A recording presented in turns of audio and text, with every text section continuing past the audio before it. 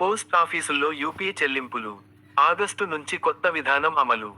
IT 2.0 టెక్నాలజీతో వ్యవస్థను ఆధునీకరిస్తున్న తపాలా శాఖ.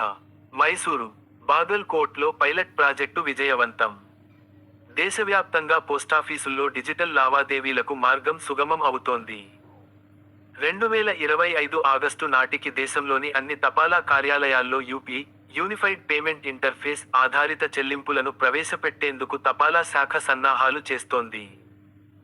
ఈ ఆధునిక మార్పుతో వినియోగదారులు పోస్టల్ సేవలకు సులభంగా, సురక్షితంగా క్యూఆర్ కోడ్ ద్వారా చెల్లింపులు చేయవచ్చు. పోస్టాఫీసుల్లో ప్రస్తుతం ఉన్న సాంకేతిక వ్యవస్థకు యూపీఐతో అనుసంధానం లేదు.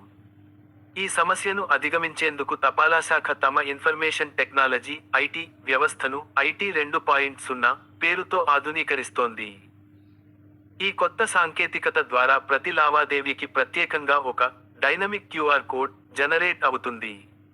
వినియోగదారులు తమ స్మార్ట్ఫోన్లతో ఈ కోడ్ను స్కాన్ చేసి, ఎలాంటి ఇబ్బంది లేకుండా చెల్లింపులు పూర్తి చేయవచ్చు. ఈ నూతన విధానాన్ని అమలు చేయడానికి ముందు, కర్ణాటకలోని మైసూరు, బాగల్కోట్ హెడ్ పోస్టాఫీసులతో పాటు పలు చిన్న కార్యాలయాల్లో పైలట్ ప్రాజెక్టును విజయవంతంగా నిర్వహించారు. ఈ ప్రయోగంలో భాగంగా మెయిల్ ప్రొడక్టుల బుకింగ్ కోసం క్యూఆర్ కోడ్ చెల్లింపులను విజయవంతంగా పరీక్షించారు. ఈ ఫలితాల ఆధారంగా రానున్న రోజుల్లో దేశవ్యాప్తంగా అన్ని పోస్టాఫీసుల్లో ఈ సౌకర్యాన్ని అందుబాటులోకి తేనున్నారు.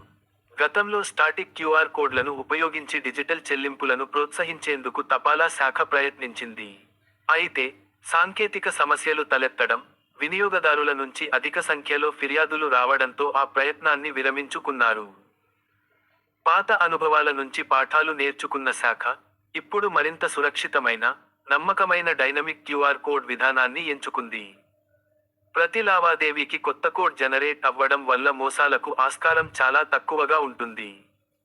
ఈ చొరవతో ప్రతిరోజూ పోస్టాఫీసులను సందర్శించే లక్షలాది మందికి, ముఖ్యంగా గ్రామీణ ప్రాంతాల ప్రజలకు ఎంతో ప్రయోజనం చేకూరనుంది. పోస్టేజ్, పార్శిల్ సేవలతో పాటు పొదుపు పథకాల డిపాజిట్ల కోసం కూడా డిజిటల్ పద్ధతిలో సులభంగా చెల్లించవచ్చు. కంటెంట్ నచ్చితే సబ్స్క్రైబ్ చేయండి.